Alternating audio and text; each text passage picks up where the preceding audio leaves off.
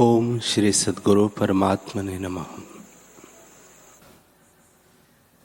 श्री योग वशिष्ठ महारामायण मुमुक्षु प्रकरण सर्ग 11। श्री राम जी बोले, हे भगवान, उस ज्ञान की उत्पत्ति से अनंत जीवों की शुद्धि कैसे हुई, सो कृपा करके कहिए। श्री वशिष्ठ जी बोले, हे रामचंद्र जी, जो शुद्ध आत्म तत्व है उसको स्वभाव रूप संवेदन स्फूर्ति है, वह ब्रह्मारूप होकर स्थित हुई है। जैसे समुद्र अपनी द्रवता से तरंग रूप होता है, वैसे ही ब्रह्मा जी हुए हैं। उन्होंने संपूर्ण जगत को उत्पन्न करके तीनों काल उत्पन्न किए। जब कुछ काल व्यतीत हुआ तो कलियुग आया।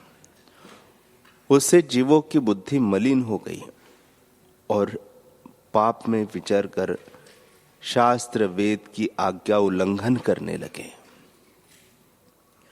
जब इस प्रकार धर्म की मर्यादा छिप गई और पाप प्रकट हुआ, तो जितनी कुछ राजधर्म की मर्यादा थी सो भी नष्ट हो गई और अपनी इच्छा के अनुसार जीव विचर कर कष्ट पाने लगा। उनको देखकर ब्रह्मा जी के करुणा उपजी और दया करके मुझसे, सनत कुमार से और नारद से बोले कि हे पुत्रों, तुम भूमि लोक में जाकर जीवों को शुद्ध उपदेश कर धर्म की मर्यादा स्थापन करो। जिस जीव को भोग की इच्छा हो उसको कर्मकांड और जप तप स्नान संध्या यज्ञ आदि का उपदेश करना, और जो संसार से विरक्त हुए हैं और मुमुक्षु हो और जिन्हें परमपद पाने की इच्छा हो, उनको ब्रह्म विद्या का उपदेश करना। यह आज्ञा देकर हमको भूमि लोक में भेजा। तब हम सब ऋषिश्वर इकट्ठे होकर विचारने लगे कि जगत की मर्यादा किस प्रकार हो और जीव शुभ मार्ग में कैसे विचरे। तब हमने यह विचार किया कि प्रथम राज्य का स्थापन करो कि उसकी आज्ञा अनुसार जीव विचरे। निदान प्रथम दंडकर्ता राज्य स्थापन किया। जिन राजों के बड़े वीर्यवान, तेजवान और उदार आत्मा थे, उनको भी हमने आध्यात्म विद्या का उपदेश किया, जिससे वे परमपद को प्राप्त हुए और परमानंद रूप अविनाशी पद ब्रह्म विद्या के उपदेश से उनको प्राप्त हुआ, तब वे सुखी हुए। इस कारण ब्रह्म विद्या का नाम राज विद्या है। तब हमने वेद, शास्त्र, श्रुति और पुराणों से धर्म की मर्यादा स्थापन कर जप तप यज्ञ दान स्नान आदि क्रिया प्रकट की और उपदेश किया कि जीव इसके सेवन से सुखी होगा। तब सब फल को पाकर उसको सेवने लगे, पर उसमें कोई बिरले निरहंकार हृदय की शुद्धता के निमित्त सेवन करते थे। हे रामचंद्र जी, जो मूर्ख थे सो कामना के निमित्त मन में फूल के कर्म करते थे और घटी यंत्र की नाई भटक कर कभी ऊर्ध्व को और कभी नीचे को जाते थे। जो निष्काम कर्म करते थे उनका हृदय शुद्ध होता था और ब्रह्म विद्या के अधिकारी होते थे। इस उपदेश द्वारा आत्मपद की प्राप्ति कर कितने तो जीवन मुक्त हुए और कई राजा विदित वेद सिद्ध हुए। सो राज्य की परंपरा चलाए हमारे उपदेश द्वारा ज्ञानी हुए। राजा दशरथ भी ज्ञानवान हुए और तुम भी इसी दशा को प्राप्त हुए हो। जैसे तुम विरक्त हुए हो वैसे ही आके भी स्वाभाविक विरक्त हुए हैं। सो स्वभाव से ही तुम शुद्ध हो, इसी कारण तुम श्रेष्ठ हो। जो कोई अनिष्ट दुख प्राप्त होता है उससे विरक्तता उपजती है, सो तुमको नहीं हुई। तुम्हें तो सब इंद्रियों के विषय विद्यमान होने पर वैराग्य हुआ है, इससे तुम श्रेष्ठ हो। हे राम जी, श्मशान आदि कष्ट के स्थानों को देख के तो सबको वैराग्य उपजता है कि कुछ नहीं, मर जाना है। पर उसमें जो कोई श्रेष्ठ पुरुष होता है सो वैराग्य को दृढ़ रखता है, और मूर्ख है सो फिर विषयों में आसक्त होता है। इससे जिसको अकारण वैराग्य उपजता है सो श्रेष्ठ है। हे रामचंद्र जी, जो श्रेष्ठ पुरुष है सो अपने वैराग्य और अभ्यास के बल से संसार बंधन से मुक्त हो जाते हैं। जैसे हस्ती बंधन को तोड़ के अपने बल से निकल जाता है और सुखी होता है, वैसे ही वैराग्य अभ्यास के बल से बंधन से ज्ञानी मुक्त होते हैं। हे रामचंद्र जी, यह संसार बड़ा अनर्थ रूप है। जिस पुरुष ने अपने पुरुषार्थ से इस बंधन को नहीं तोड़ा, उसको राग द्वेष रूपी अग्नि जलाती है।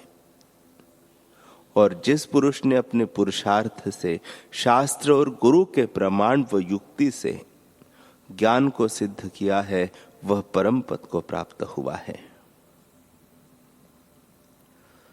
जैसे वर्षा काल में बहुत वर्षा के होने से वन को दावानल नहीं जला सकता, वैसे ही ज्ञानी को आध्यात्मिक, आधिदैविक और आधिभौतिक ताप कष्ट नहीं दे सकते।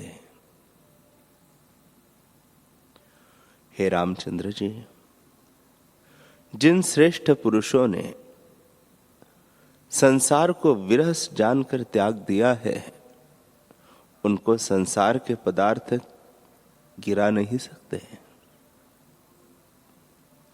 और जो मूर्ख है उनको गिरा देते हैं। जैसे तीक्ष्ण पवन के वेग से वृक्ष गिर जाते हैं परंतु कल्प वृक्ष नहीं गिरता, वैसे ही हे राम जी, श्रेष्ठ पुरुष वही है जो संसार को विरस जानकर केवल आत्म तत्व की इच्छा करके परायण हो। उसी को ब्रह्म विद्या का अधिकार है और वही उत्तम पुरुष है। हे रामचंद्र जी, तुम भी वैसे ही उज्जवल पात्र हो। जैसे कोमल पृथ्वी में बीज बोते हैं, वैसे ही तुमको मैं उपदेश करता हूं। जिसको भोग की इच्छा है और संसार की ओर यत्न करता है, सो पशुवत है। श्रेष्ठ पुरुष वही है जिसको संसार तरने का पुरुषार्थ होता है। हे रामचंद्र जी, प्रश्न उससे कीजिए जिससे जाने कि यह प्रश्न के उत्तर देने में समर्थ है, और जिसको उत्तर देने की सामर्थ्यता न हो उससे कदाचित प्रश्न न करना। उत्तर देने को समर्थ हो और उसके वचनों में भावना न हो तब भी प्रश्न न करें, क्योंकि दंभ से प्रश्न करने में पाप होता है। गुरु भी उन्हीं को उपदेश करते हैं जो संसार से विरक्त हो और जिनको केवल आत्मपरायण होने की श्रद्धा और आस्तिक भाव हो। हे राम जी, जो गुरु और शिष्य दोनों उत्तम होते हैं तो वचन शोभते हैं। तुम उपदेश के शुद्ध पात्र हो। जितने शिष्य के गुण शास्त्रों में वर्णन किए हैं सो सब तुम में पाए जाते हैं, और मैं भी उपदेश करने में समर्थ हूं। इससे कार्य शीघ्र होगा। हे राम जी, शुभ गुणों से तुम्हारी बुद्धि निर्मल हो रही है, इसलिए मेरा सिद्धांत का सार वचन तुम्हारे हृदय में प्रवेश करेगा। जैसे उज्जवल वस्त्र में केसर का रंग शीघ्र चढ़ जाता है, वैसे ही तुम्हारे निर्मल चित्त को उपदेश का रंग लगेगा। जैसे सूर्य के उदय से सूर्यमुखी कमल खिलता है, वैसे ही तुम्हारी बुद्धि शुभ गुणों से खिलाई है। हे राम जी, जो कुछ शास्त्र का सिद्धांत आत्म तत्व में तुमसे कहता हूं, उसमें तुम्हारी बुद्धि शीघ्र ही प्रवेश करेगी। जैसे निर्मल जल में सूर्य की कांति प्रवेश करती है, वैसे ही तुम्हारी बुद्धि आत्म तत्व में शुद्धता से प्रवेश करेगी। हे रामचंद्र जी, मैं तुम्हारे आगे हाथ जोड़ के प्रार्थना करता हूं कि जो कुछ मैं उपदेश करता हूं, उसमें तुम ऐसी आस्तिक भावना कीजिएगा कि इन वचनों से मेरा कल्याण होगा। जो तुमको धारणा न हो तो प्रश्न मत करना। जिस शिष्य को गुरु वचन में आस्तिक भावना होती है, उसका शीघ्र ही कल्याण होता है। अब जिससे तुमको आत्म पद प्राप्त हो, सो मैं कहता हूं। प्रथम, जो अज्ञानी जीव में असत्य बुद्धि है, उसका संग त्याग करो और मोक्ष द्वार के चारों द्वारपालों से मित्र भावना करो। जब उनसे मित्र भाव होगा, तब वह मोक्ष द्वार में पहुंचा देंगे और तभी तुमको आत्मदर्शन होवेगा। उन द्वारपालों के नाम सुनो: शम, संतोष, विचार और सत्संग। यह चारों द्वारपाल हैं। जिस पुरुष ने इनको वश में किया है, उनको शीघ्र ही मोक्ष रूपी द्वार के अंदर कर देते हैं। हे रामचंद्र जी, जो चारों वश में न हो तो 3 को ही वश में करो, अथवा 2 ही को वश कर लो, अथवा 1 वश करो। जो 1 भी वश में होगा तो चारों ही वश में हो जाएंगे।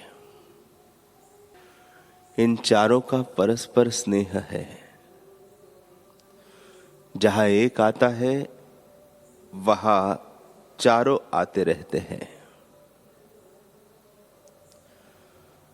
जिन पुरुषों ने इनसे स्नेह किया है, सो सुखी हुए हैं, और जिसने इसका त्याग किया है, सो दुखी हुए हैं।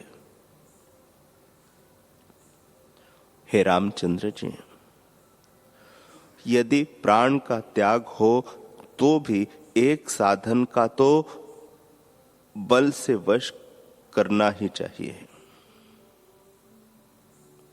एक के वश करने से चारों वशीभूत होंगे। तुम्हारी बुद्धि में शुभ गुणों ने आके निवास किया है। जैसे सूर्य में सब प्रकाश आ जाते हैं, वैसे ही संतों और शास्त्रों ने जो निर्मल गुण कहे हैं, सो सब तुम में पाए जाते हैं। हे रामचंद्र जी, तुम मेरे वचनों के वैसे अधिकारी हुए जैसे तंद्र के सुनने को अंदोरा यानी स्पष्ट सुनने वाला अधिकारी होता है। चंद्रमा के उदय से जैसे चंद्रवंशी कमल खिलाते हैं, वैसे ही शुभ गुणों से तुम्हारी बुद्धि खिलाई है। हे रामचंद्र जी, सत्संग और सत्शास्त्रों द्वारा बुद्धि को तीक्ष्ण करने से शीघ्र ही आत्म तत्व में प्रवेश होता है। इसे श्रेष्ठ पुरुष वही है जिसने संसार को विरस जानकर त्याग दिया है और संतों और सत्शास्त्रों के वचनों द्वारा आत्मपद को पाने का यत्न करता है। वह अविनाशी पद को प्राप्त होता है। जो शुभ मार्ग त्याग करके संसार की ओर लगा है, वह महामूर्ख है, जड़ है।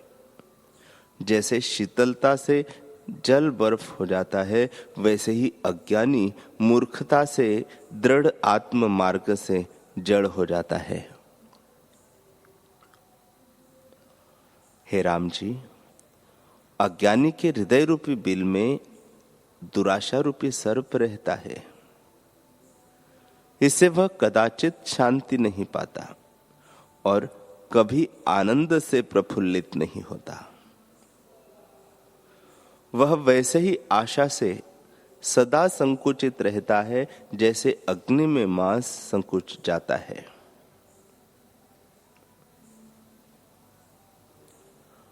हे रामचंद्र जी,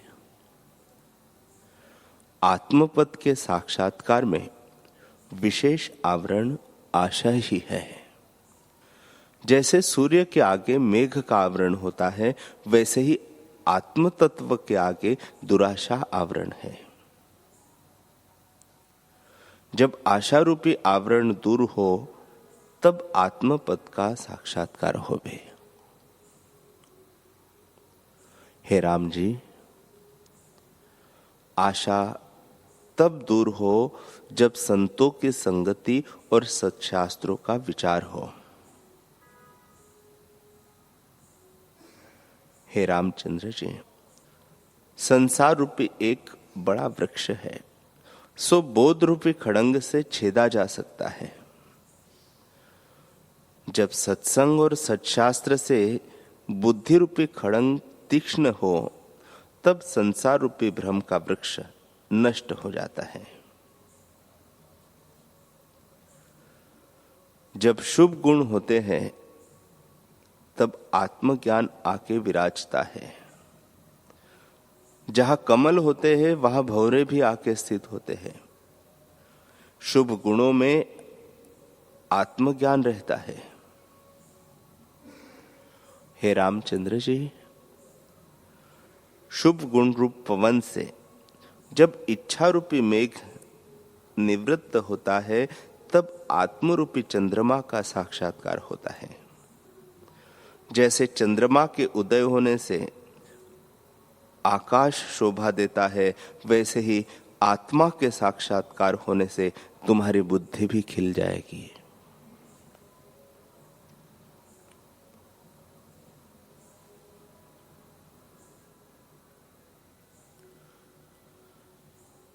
हरि ओम।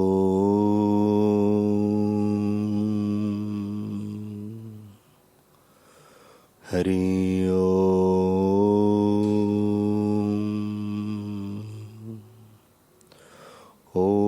सहना भवतु सहनौ भुनक्तु सह वीर्यं करवावहै तेजस्विनावधीतमस्तु मा विद्विषावहै।